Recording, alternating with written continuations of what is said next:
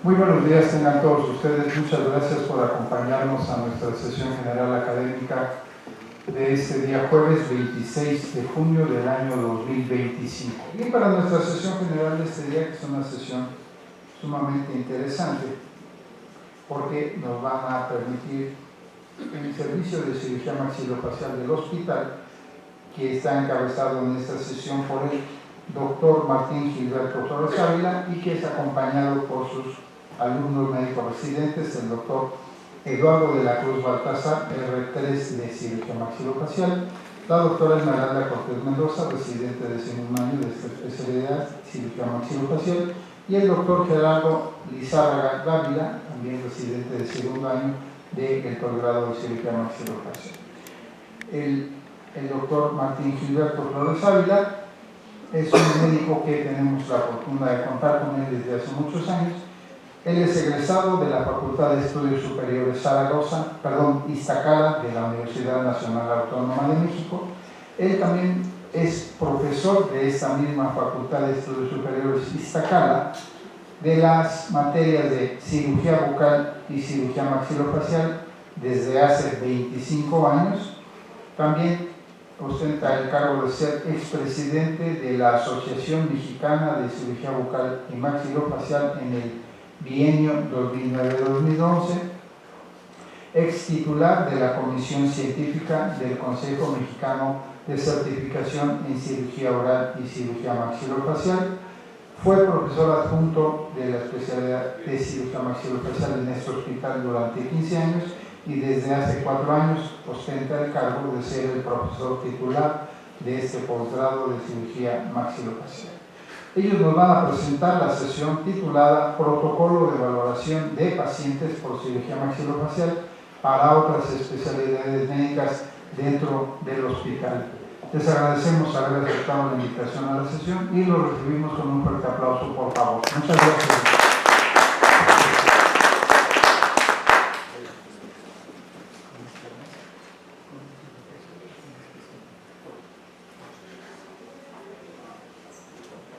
Buenos días a toda la audiencia. De forma muy especial, quiero agradecer a nuestro señor director, el doctor Félix Octavio Martínez Alcalá, por esta oportunidad, al igual que al doctor Damián Nava, por habernos prestado este espacio a fin de poder hacer llegar pues algunos aspectos que consideramos importantes en nuestro quehacer cotidiano. En la cirugía maxilofacial nos vemos con mucha frecuencia involucrados en la valoración de pacientes de otras especialidades, como es el caso de cardiología, urología, oncología, y en donde a veces tenemos ciertos aprietos en la evaluación y valoración de estos pacientes, derivado de que a veces no contamos con los elementos adecuados para hacer precisamente esta valoración. Entonces, con el fin de que nosotros podamos ser un poco más eficientes en pro y beneficio de nuestros pacientes, fue que les pedí a los residentes que nos diéramos a la tarea precisamente de formular esta charla el día de hoy para que ojalá y pudiese tener el impacto que nosotros esperemos que pueda ser, como les vuelvo a referir, de beneficio sobre todo de nuestros pacientes y permitirnos ser mucho más eficientes en nuestro trabajo.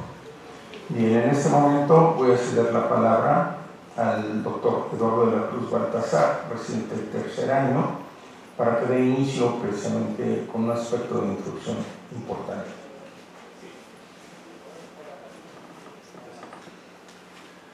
Hola a todos, buenos días.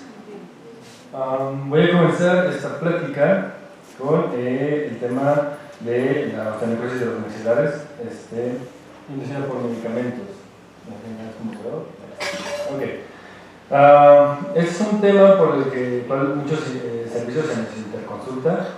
Si bien la mayoría de las veces es previo a la administración del medicamento, desgraciadamente en muchos casos también es posterior a la administración del medicamento y es muy complicado darle la atención al paciente ya bajo estas condiciones. Ahorita voy a explicar por qué. Bueno, como les mencionaba, el tema de esta osteonecrosis de los maxilares relacionada con medicamentos. Anteriormente se llamaba relacionada con bifosfonatos, pero dado el descubrimiento reciente de la afectación de los maxilares por otros medicamentos, fue que se decidió cambiar el nombre. Bien, uno de los medicamentos, como lo menciono, son los bifosfonatos, un medicamento ampliamente usado para el tratamiento bien de la osteoporosis, como la prevención de metástasis óseas, metástasis óseas principalmente por el cáncer de próstata y cáncer pulmonar, que es la mayoría de las veces en las que se nos interconsulta, urología, nos solicitan mucho esta valoración, y igual oncología, previo a la administración de estos medicamentos. Como les digo, si bien va, el paciente llega muchas veces antes de que se empiece la terapia y le podemos dar un tratamiento. Los bifosfonatos son un grupo farmacológico sintetizado por primera vez en 1880 y desarrollados en los últimos 40 años, como les digo, para el tratamiento de desórdenes óseos y el metabolismo del calcio. Fueron descubiertos, o más bien dicho, el gran desarrollo que tuvieron fue gracias a este doctor, el doctor Herbert Fleisch, alemán, que buscando un medicamento que ayudara a disminuir las calcificaciones ectópicas, porque lo descubrieron. Los bifosfonatos son un análogo del pirofosfato, un componente natural. Se dieron cuenta que el pirofosfato se unía fuertemente al calcio y ayudaba a disolver placas de cálculo. Lo empezaron a usar en vivo, pero debido a la degradación enzimática de este medicamento, la vida media era muy corta y no se lograba un adecuado efecto. Posteriormente, buscando un análogo sintético, fue que se descubrieron los bifosfonatos, que cambia por la presencia y la sustitución del átomo de oxígeno por un átomo de carbono. La presencia de este átomo de carbono hace la molécula más resistente a la lisis enzimática y hace que su vida media sea mucho más larga, dando un mejor efecto, tanto principalmente para los desórdenes óseos. Durante los últimos 30 años, en los últimos 30 años ha sido un medicamento ampliamente usado. Sin embargo, desde el 2003 se ha reportado esta relación que tiene con los huesos maxilares de causar necrosis. Se dividen en grupos dependiendo de las cadenas que presenten. Los bifosfonatos con sustitución de nitrógeno, como el etidronato y el clorodranato. Los aminobifosfonatos, como el palmidronato y el endronato, este es muy usado. Y los de sustitución de nitrógeno, como el ivandronato. Los últimos y más recientes bifosfonatos con heterociclos básicos con nitrógeno, como principalmente el ácido soledrónico o soledronato. Este es muy común debido a su potencia. Estos medicamentos tienen una mala absorción vía oral. Se tiene registrado que se absorben entre el 1 y el 3% de la dosis por vía oral. Pero ese 1% es muy efectivo. Se distribuyen en la sangre y se distribuyen en 4 compartimentos: el tracto gastrointestinal, que es donde se ingiere, se distribuyen por la sangre, se almacenan en el hueso y se eliminan por los riñones.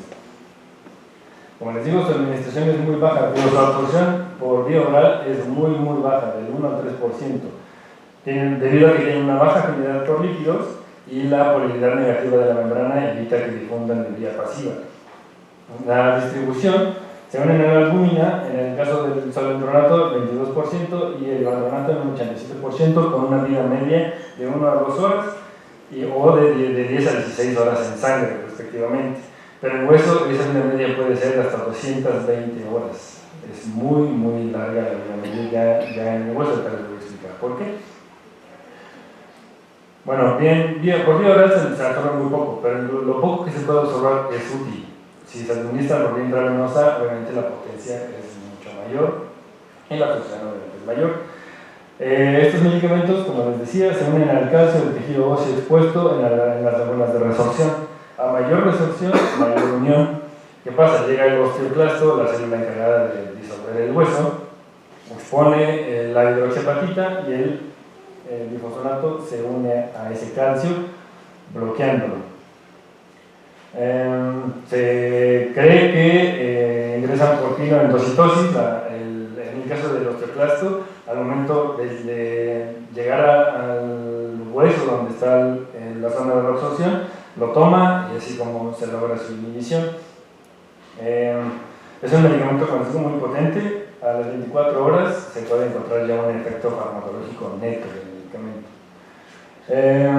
Esta unión depende mucho del pH del tejido. Un pH bajo hace que la unión se rompa.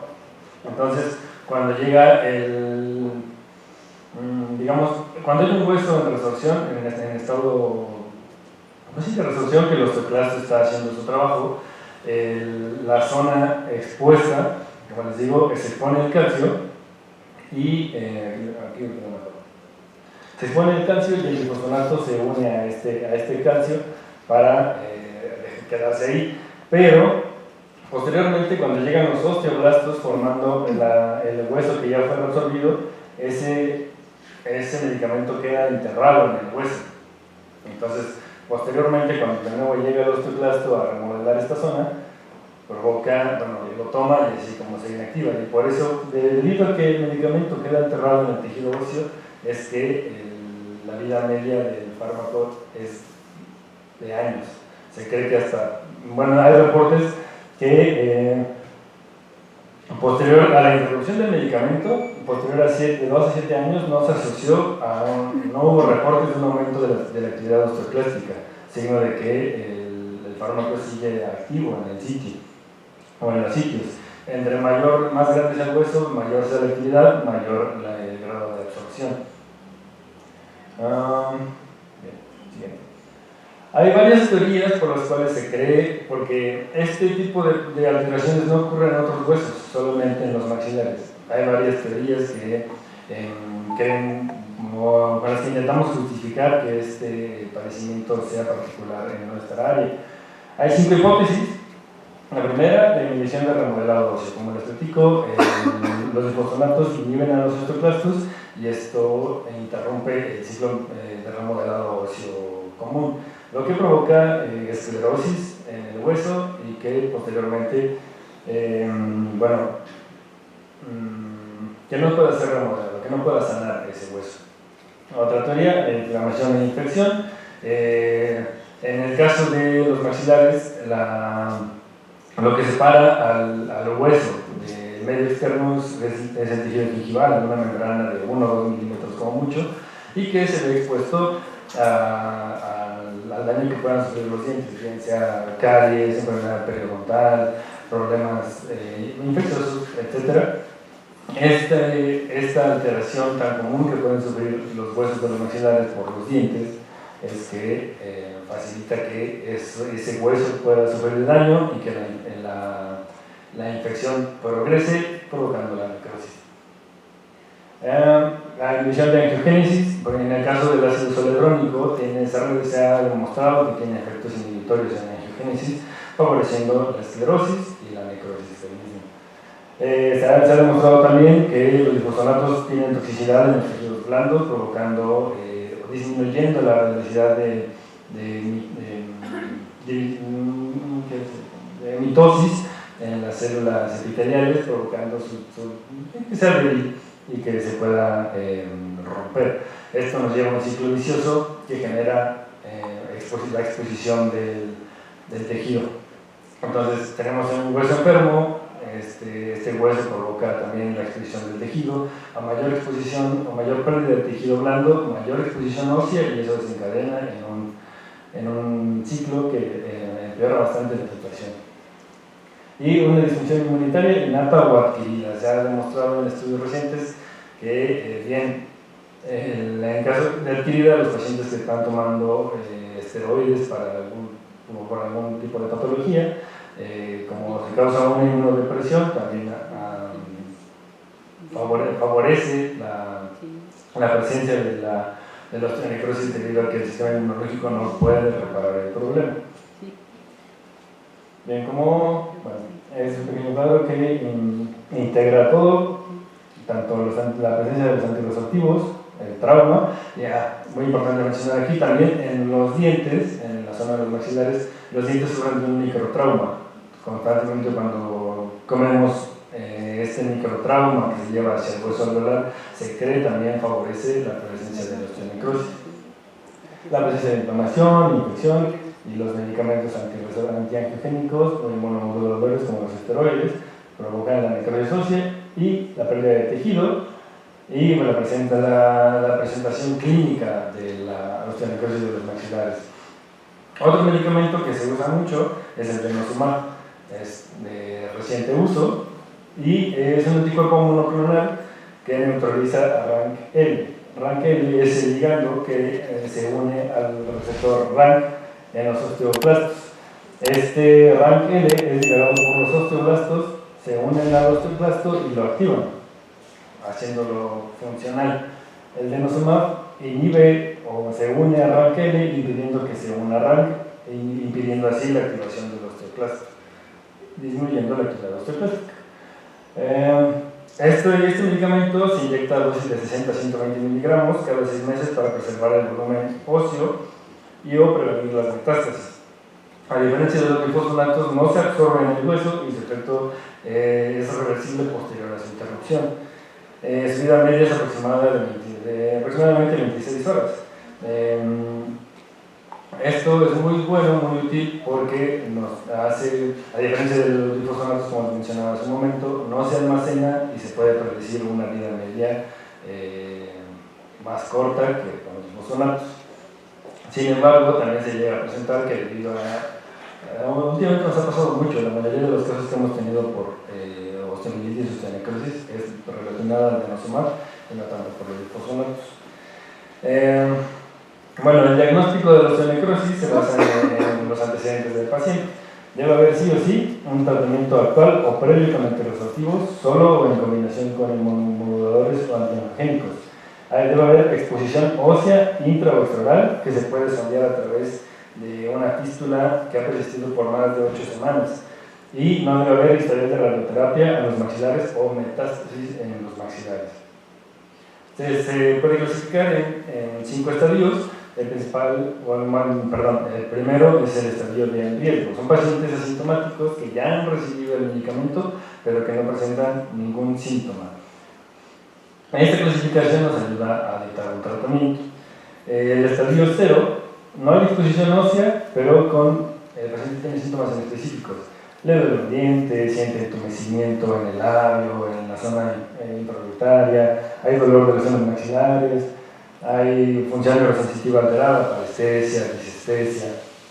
En cuanto a la clínica, podemos encontrar movilidad dental, inflamación extra o intraoral, y al tomar una radiografía encontramos pérdida del hueso alveolar, cambios en el trabeculado óseo o engrosamiento del espacio del ligamento periodontal. Una vez que progresa este padecimiento, pasa a la fase 1, el estadio 1, que hay hueso expuesto y necrótico con fístula en pacientes asintomáticos sin evidencia de infección e inflamación. Ya se puede apreciar una fístula hacia el tejido óseo, pero al no haber signos de infección e inflamación, el paciente está asintomático, pero lo detectamos. En el estadio 2 ya hay inflamación e infección, muchas veces se presenta con gasto purulento a través de esa fístula. En cuanto a lo demás, progresa. Y la fase 3 es lo mismo, pero se agrega hueso necrótico más allá del hueso alveolar, o sea que la necrosis se extendió más allá del hueso que almacena los dientes. Hay una fractura patológica, una fístula extraoral y una comunicación oroantral hacia los senos maxilares. En cuanto al manejo, la mejor estrategia es la prevención. Por eso el hincapié en que se interconsulte previo, porque nos pasa que llega el paciente, no, pues que llevo ya 2 años con ácido soledrónico y intravenosa, pero nunca me dijeron que tenía que venir con ustedes, y me mandaron ahorita porque tengo un dolor dental. Y llega y pues es que ya llevo tanto tiempo, no, pues ustedes saben que está muy difícil darle tratamiento ahorita porque ya lleva una dosis bastante considerable de ácido hialurónico y es exponerlo a riesgo de que tenga necrosis de los maxilares. Entonces, generalmente cuando nos mandan al paciente antes, si está todo bien, le damos su indicación de higiene oral estricta, vaya, que le hagan una buena limpieza, que todo lo que esté mal se arregle y pues esperemos que todo bien. Si hay algunos focos sépticos o algo, ya veremos ahorita cómo es la valoración, igual la valoración imagenológica, pero pues la prevención es el mejor tratamiento para estos pacientes. Ya si se presenta exposición ósea, antibiótico terapia, uso de colutorios. En el caso de que sea muy avanzada la osteonecrosis, no tenemos otra opción que hacer resección, pero muchas veces esa resección bien secundaria o marginal nos lleva a que la cosa empeore, porque de nuevo manipular el hueso, exponer el hueso y eso progresa, no resuelve. Hay otras estrategias, pero bueno, una estrategia es la interrupción del medicamento, pero es muy controversial porque hay algunos cirujanos que creen que el riesgo-beneficio de interrumpir el medicamento para un paciente que está en prevención de metástasis no le gana al riesgo de tener una osteonecrosis. Entonces hay que sopesarlo mucho. Algunos autores recomiendan una modalidad en la que el medicamento se administra una vez al año. Se deja 2 meses a que el 98% del medicamento ya deje de estar, en el caso de los glifosinatos, perdón. 2 meses posteriores a su administración, una vez que el medicamento desaparece del suero y que ya no es factible su absorción en el hueso, se realiza la extracción y a los 10 meses posteriores se realiza de nuevo la administración, dejando pues 10 meses para su recuperación total. En el caso del denosumab, se puede realizar de 3 a 4 meses posteriores a su última dosis y se puede iniciar de 6 a 8 semanas, lo mismo, dejando un tiempo de latencia para permitir que el hueso que fue expuesto, manipulado, sane. Como les decía, el tratamiento según la fase, que es el paciente de riesgo, la educación. Si es en estadio 0, control sistémico, analgésicos y antibióticos. Si el estadio 1, enjuagues con antisépticos, seguimientos y corroborar la necesidad de continuar los glifosinatos. Les digo, esto no es tan sencillo, debe ser el servicio tratante quien indique la interrupción o el uso de medicaciones alternas. En el caso del estadio 2, lo mismo, antibióticos, analgésicos, enjuagues antisépticos y un desvelamiento local. Se quita el hueso necrótico, el secuestro óseo se elimina, se limpia bien, se corrobora que haya un adecuado cierre del tejido blando y con el tratamiento antibiótico esperamos que mejore. En caso de que no, muchas veces les digo se tiene que hacer el desvelamiento y o la resección. Hay casos en el que sí tenemos que quitar un segmento de mandíbula, un segmento de maxilar, porque no hay otra alternativa para evitar que progrese. Una pequeña fotografía de cómo se ve esta exposición ósea. Podemos ver el hueso expuesto, edema, eritema asociado a la mucosa adyacente. Los casos más avanzados. En las radiografías se ve cambios en el trabeculado óseo. Aquí es muy común que esa exposición se lee en las tablas desiguales. Muchas veces estos son los casos incipientes, llegan con esto y ya detectamos inmediatamente que tiene una alteración. Bueno, les dejo con mi compañera Esmeralda, va a continuar con la valoración clínica.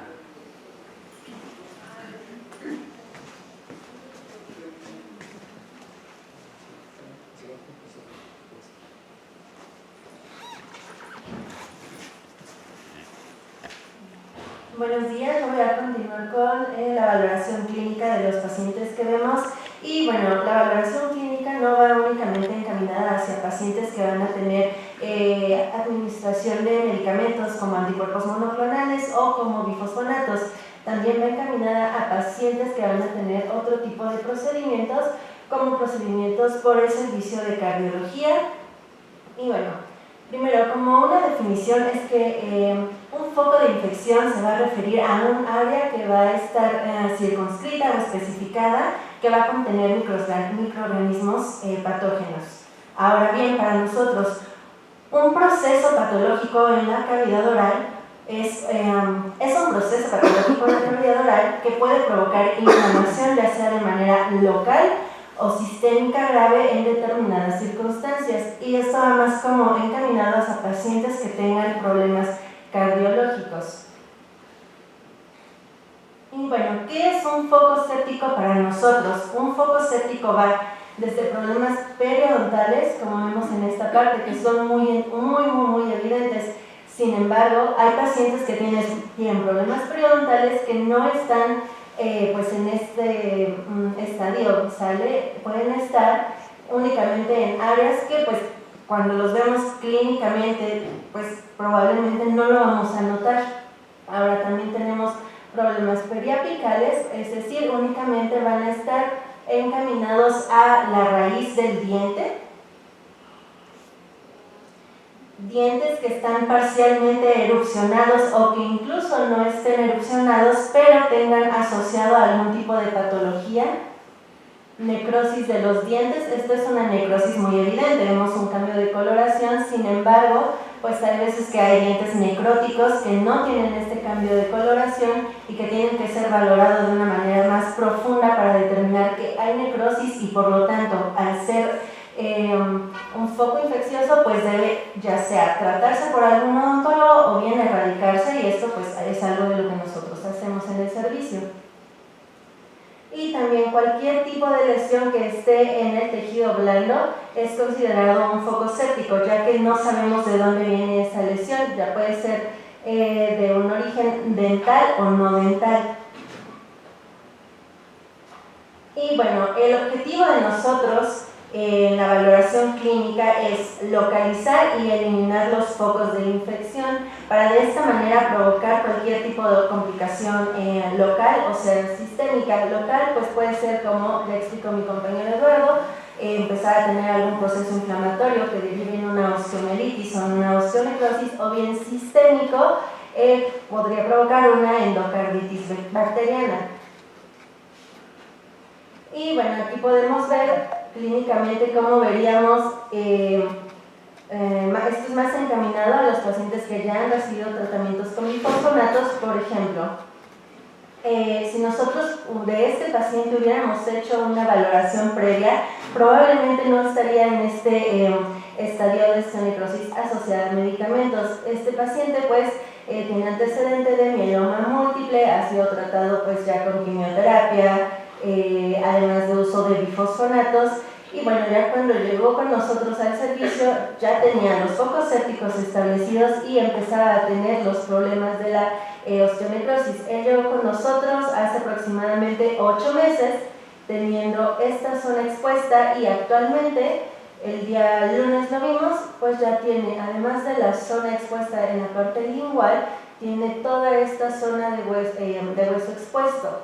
Entonces, nosotros al hacer la valoración clínica previa a la administración de medicamentos o previa a algún procedimiento, pues estamos estableciendo un cuidado al paciente para evitar que tenga pues algún tipo de afectación ya a lo largo de su vida.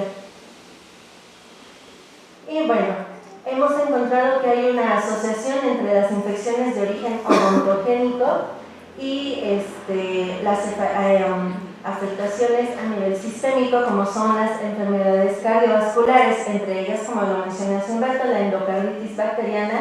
Sin embargo, también se ha encontrado que han habido problemas de infartos cuando hay una asociación entre periodontitis, que es una carga bacteriana muy grande en la boca, y este padecimiento. Y bueno, como un protocolo que se sugiere, esto está establecido en pacientes que van a ser sometidos a radioterapia. Sin embargo, nosotros, viéndolo en la práctica clínica, hemos visto que también puede enfocarse a pacientes que van a recibir a lo mejor justamente una cirugía cardíaca, que lo ideal es que los pacientes se encuentren sin focos de infección entre 10 y 14 días antes del procedimiento o de lo que se le vaya a administrar. Sin embargo, esto en específico no aplica para los bifosfonatos. Los bifosfonatos requieren un poco más de tiempo. El mínimo de tiempo que nosotros sugerimos para que nosotros hagamos un procedimiento como una extracción y se comience a administrar, pues es por lo menos 4 semanas, que es el periodo en el que va a empezar la cicatrización ósea a establecerse en lo que es mandíbula y maxila. Y aunque lo ideal pues es un periodo mayor, que serían 4 meses. Bien sabemos que esto es un poco complicado por los padecimientos de los pacientes, pero creemos que a lo mejor hay con algunos que podrían cumplir este protocolo. Y bueno, aquí nada más es mencionar pues las especialidades que más nos han interconsultado y los procedimientos que ellos van a realizar previo a nuestra interconsulta. Por ejemplo, ortopedia muchas veces nos interconsulta porque van a hacer algún reemplazo articular de cadera, urología justamente por los pacientes con cáncer de próstata, oncología porque van a iniciar la terapia con bifosfonatos, quimioterapia o radioterapia, el servicio de medicina interna también porque inician el manejo de alguna osteoporosis e inician el manejo con bifosfonatos, y finalmente cardiología para reemplazo valvular. Son los más comunes.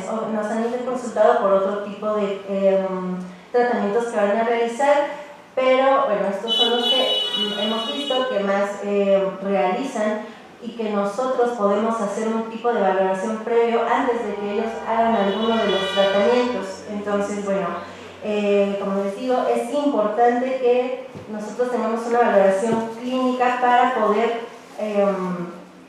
hacer un mejor manejo, un mejor protocolo para los pacientes. Sin embargo, no únicamente es la clínica, también nosotros necesitamos valoraciones imagenológicas, que es de lo que mi compañero Gerardo va a comentar.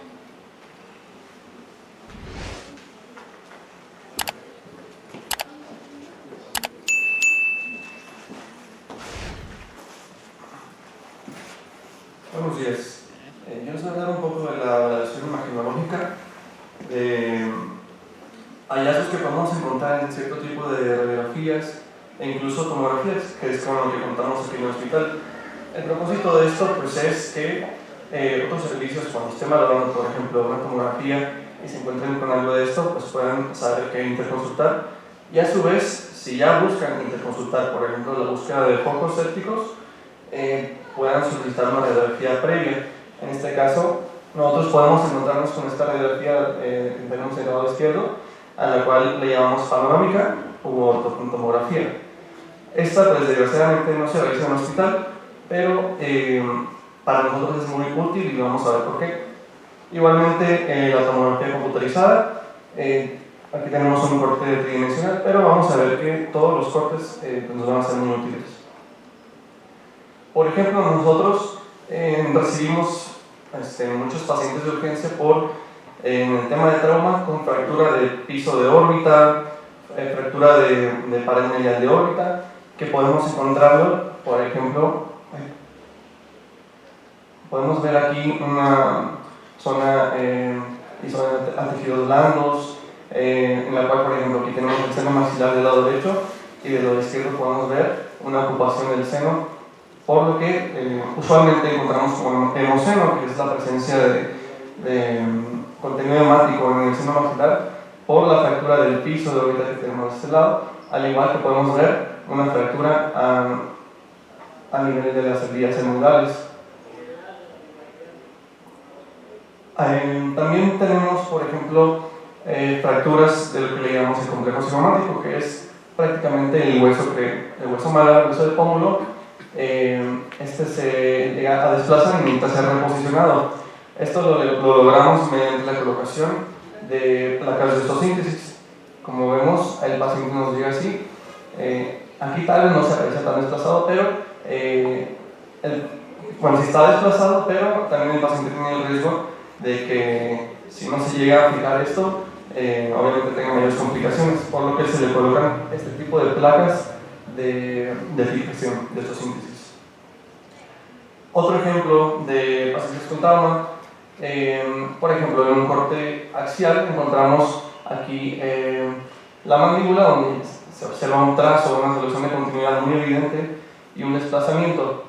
Ese es su corte tridimensional, el cual nos complementa el diagnóstico. No es como tal lo primero que utilizamos para un diagnóstico, pero pues sí nos da una mayor visualización de hacia dónde están los segmentos. Este paciente pues, fue nuestro. En este caso el paciente recibió una herida por arma de fuego que pasó por esta región y causó esta fractura. De esta manera nosotros logramos fijar esos segmentos igualmente con materiales de síntesis con 2 placas de titanio. Ahora, vamos a ver un poco de la radiografía panorámica que les comentaba y hallazgos que podemos encontrar en ella.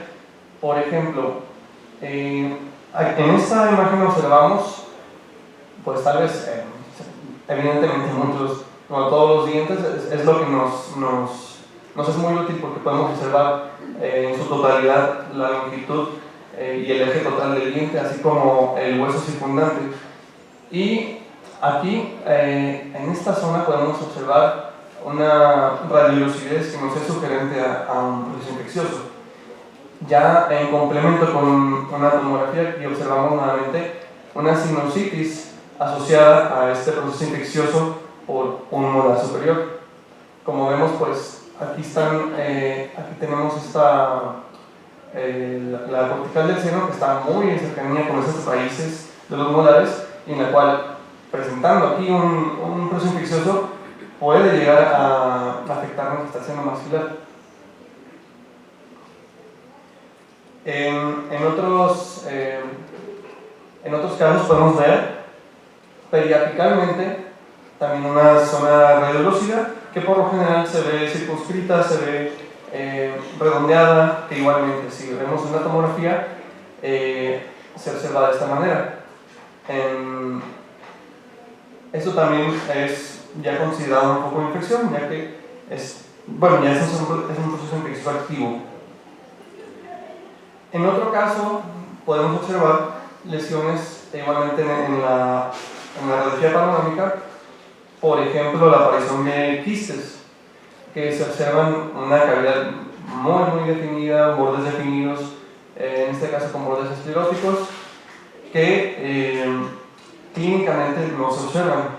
Y es por eso que también enfatizamos mucho en la solicitud de esta radiografía previa a valoración. Ya en otros casos, por ejemplo en la tomografía, también observamos lesiones en las cuales hay expansiones corticales, que también hay cierto tipo de lesiones que nos llegan a causar esta expansión. Igualmente hay quistes que sí llegan a presentar esto. También aquí en el hospital contamos con la radiografía lateral del cráneo, en la cual a nosotros en ciertos casos nos sirve una lateral oblicua, que la diferencia es que el paciente cuando se encuentra de lado hace una inclinación de la cabeza, y esto nos permite diferenciar los cuerpos mandibulares, el cuerpo mandibular de ambos lados. De otra manera, pues existiría una sobreposición. Eso nos ayuda a observar, por ejemplo, este caso es el mismo caso de la fractura que vimos anteriormente en la tomografía. En ese momento no se contaba con tomografía por falta de cuestiones técnicas, y aquí ya pudimos observar la fijación de material. En otros casos, pues igual si hubiera algún trazo de fractura o algo, lo observamos de esta manera. Igualmente tenemos ciertas lesiones que son muy específicas, como lo suele ser este tipo de lesión que se llama queratoquiste. Este queratoquiste suele aparecer en área de ángulo mandibular, de cuerpo mandibular, y siendo una lesión benigna, es muy agresiva, la cual inicialmente podemos observarla como algo así, una lesión pequeña, radiolúcida, pero en estadios más avanzados vemos que va todo esto, prácticamente de un tercio hasta la mitad de la mandíbula. Lamentablemente esta lesión nos obliga a hacer tratamientos más invasivos, más radicales, como la sección, puede ser una sección en bloque o una sección completa de todo este segmento. Todo esto se va. También tenemos lesiones, me falta mencionar, a pesar de que aquí lo vemos muy evidente, o sea, cualquiera podría ver algo aquí, pero clínicamente no se ve. Este tipo de lesión es muy característico, que no presenta clínicamente expansión, puede no existir dolor, pero ya tenemos esto avanzado. Por eso es que, recapitulamos con lo de la radiografía. También existen lesiones asociadas a terceros molares, que también son conocidos como memorias de juicio. Entonces, vemos aquí un tipo de quiste asociado a estas muelas que nos abarca, incluso nos puede llegar a avanzar bastante y ya nos obliga a nuevamente un tratamiento más invasivo, en este caso la extracción tanto del tercer molar como de otros molares involucrados. Entonces, como paréntesis, de ahí deriva a veces la pregunta: ¿me tengo que quitar las muelas de juicio? Aunque no me duelan, aunque no me hayan salido, pues aquí está la respuesta. Hay veces que aunque no duelan, pueden aparecer lesiones como estas. Entonces, de manera preventiva, está indicado retirar estas muelas. Aquí vamos a ver otra lesión asociada al tercer molar, otro tipo de quiste, perdón, es un mismo tipo de quiste dentífero, que se expandió hasta la rama y nuevamente está el cuerpo mandibular. En la tomografía pues vemos aquí sí existe una expansión de corticales y obviamente pues ya no existe un hueso normal ahí, hay un cambio de tejido. Aquí vemos también en esta radiografía panorámica una solución de continuidad, que en este caso observamos una osteonecrosis mandibular, como lo hemos estado hablando con mi compañero Eduardo.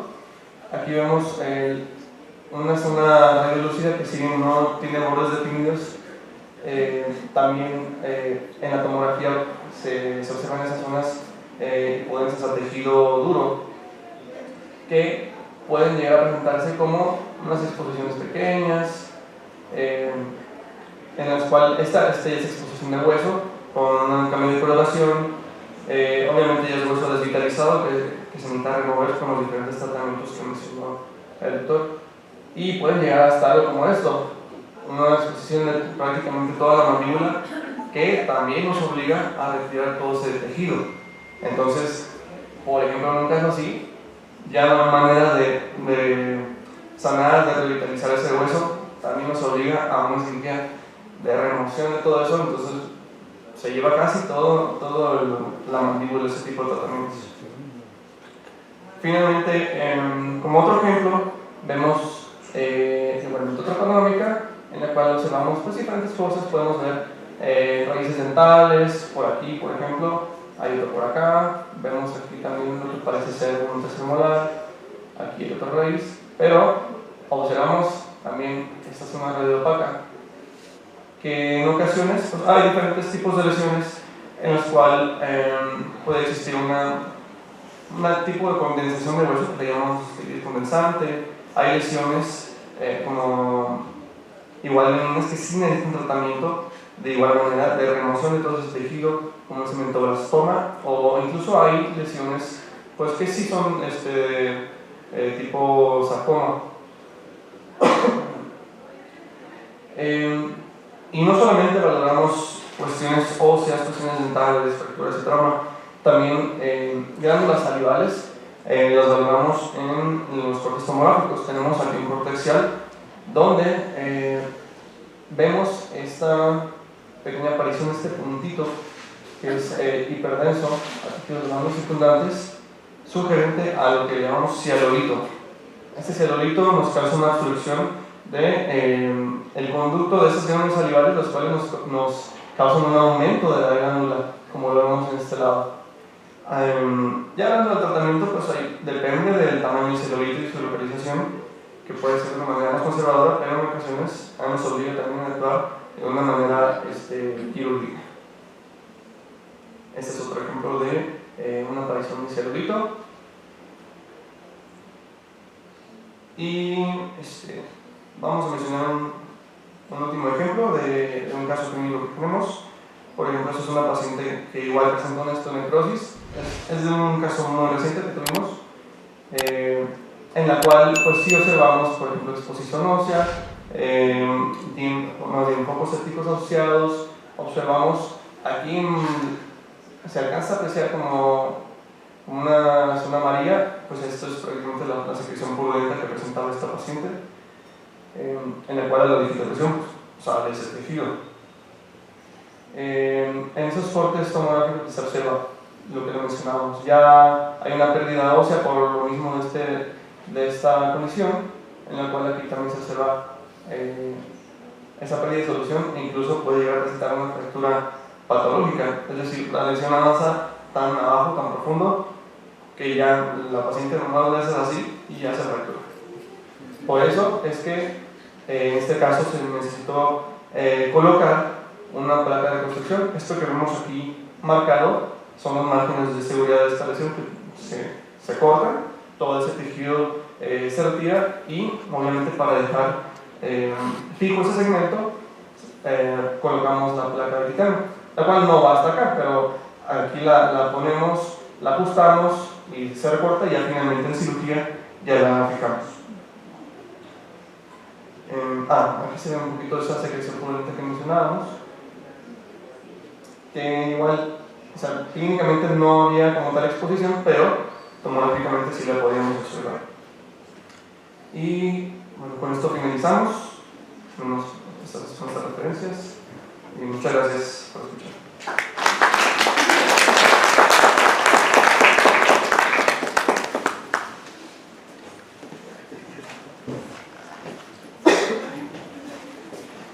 Bueno, esperamos que se haya ilustrado un poco al respecto.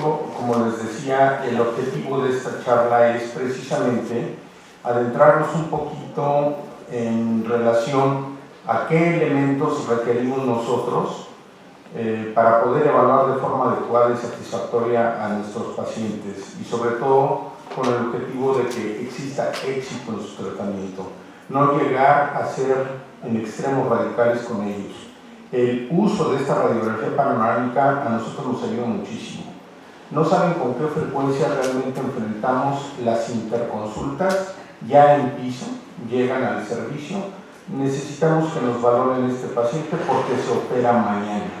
Pues sí, pero nada más lo podemos valorar clínicamente y a veces resulta que imagenológicamente sí existen las evidencias de focos sépticos que es necesario erradicar y que pues ya en ese momento pues ahora sí que no tenemos la posibilidad de hacerlo.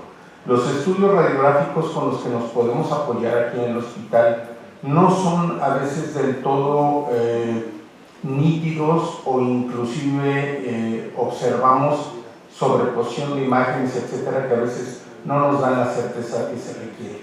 Entonces, ojalá y sobre todo en los casos en los cuales sea la cirugía programada, con antelación nos envían al paciente, lo valoremos, le mandemos hacer su radiografía y con mucho gusto hacemos esa valoración para que sea lo más ideal posible. Les agradecemos nuevamente su presencia. Gracias. ¿Alguien quiere hacer alguna pregunta con ustedes, doctora Mejía? Permítame.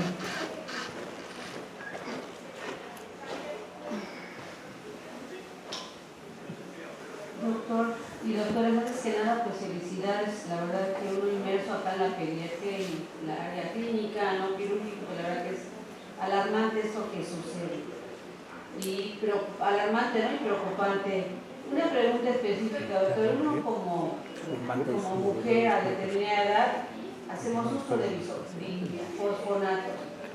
Yo en lo particular lo tomé y finalmente dicen que hay que tomar a veces muchos años para ver resultados. Yo la verdad no tuve gran respuesta cuando lo tomé vía oral, ¿no? Únicamente una vez me lo apliqué vía parenteral. Mi pregunta específica es, ¿cuánto tiempo después se puede tomar este medicamento para evitar ese problema de necrosis a nivel maxilar? Doctora, gracias por esa pregunta y por sobre todo el interés y el entusiasmo que usted presenta. Fíjese que ahorita que hace mención a esto, me da la pauta para poder yo hacer mención con respecto a un tratamiento alternativo que con frecuencia nosotros manejamos.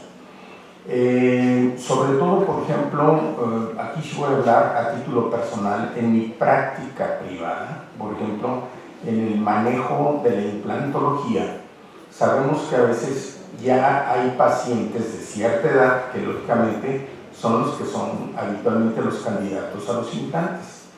Y por ende nosotros necesitamos estimular la biología ósea para que haya una adecuada osteointegración de sus implantes.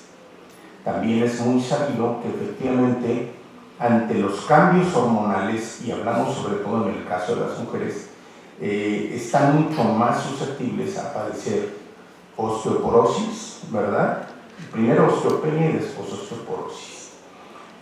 Nosotros tuvimos un caso aquí ya hace algunos años de un paciente, recuerdo perfectamente bien, del doctor Arturo Gómez Pedroso, una chica muy joven, posoperada de cirugía ortognática, y que sufrió cambios muy importantes, muy interesantes, que lógicamente a ella le dio una dimensión distinta de la vida. Le dio una dimensión tan diferente de la vida, que en menos de 2 meses del posoperatorio, la chica quedó embarazada, ¿verdad?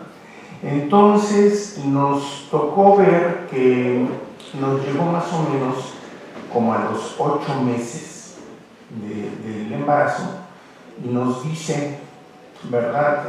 Que para esto no sabían, no se le notaba, pero no sabían que estaba embarazada. Pero de repente llegan y nos dicen, doctores, es que vengo porque se me mueve otra vez el maxilar y la mandíbula. Caray, ya con todo ese tiempo posoperado. La checamos y efectivamente, clínicamente tenía movilidad. Se le hicieron estudios de imagen y se veían las mini placas en posición y todo, pero había ahí movilidad. Situación que nos llamó mucho la atención. Nos dimos a la tarea de investigar y afortunadamente también quiero reconocer que en nuestro hospital tenemos gente de mucha capacidad y nuestro servicio de nutrición nos apoyó.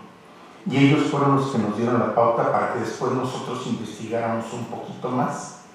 Pues resulta que efectivamente ante los cambios hormonales a veces se ve modificada la condición de la osteointegración y por ende hay daño. Entonces vimos y encontramos que el colecalciferol, la vitamina D, es un excelente estimulante que inclusive tiene la capacidad de trabajar desde el punto de vista hormonal. Bioquímicamente tiene la capacidad de por ahí trabajar precisamente con las células progenitoras, ¿verdad? Con los osteoblastos, y aumenta su producción. Sabemos de antemano que ya en la edad de la menopausia disminuye la producción de estas células y por el contrario continúa el trabajo de los osteoclastos, que rebasa muchas veces la actividad, y eso es lo que de alguna manera da de forma florida y manifiesta la osteoporosis, ¿verdad? Y entonces al aplicar por vía oral el colecalciferol, mejoran las condiciones. Esta paciente así fue como salió adelante, no se tuvo que reoperar nada más, se le dio colecalciferol y se resolvió el problema. Lógicamente concluyó su embarazo, continuó con el tratamiento del calciferol y todo sin problema. Y en lo particular, como les refiero, yo también a mis pacientes, al menos en el área de la implantología, o a veces también ya pacientes de cierta edad avanzada, de trauma, con fracturas, etcétera, les mandamos, o que se les colocan injertos, mandamos el colecalciferol como una excelente opción precisamente para ayudar a regenerar y estimular la osteointegración. En lo particular, nosotros manejamos uno de 4,000 unidades, ¿verdad? por día después del desayuno, que ingieran esta dosis y les va bastante bien a los pacientes. ¿Alguien tiene otra pregunta o comentario? Bien, pues si no hay más preguntas o comentarios, no me queda más que, a nombre de la dirección del hospital, entregarles su reconocimiento al doctor Martín Gilberto Flores Ávila,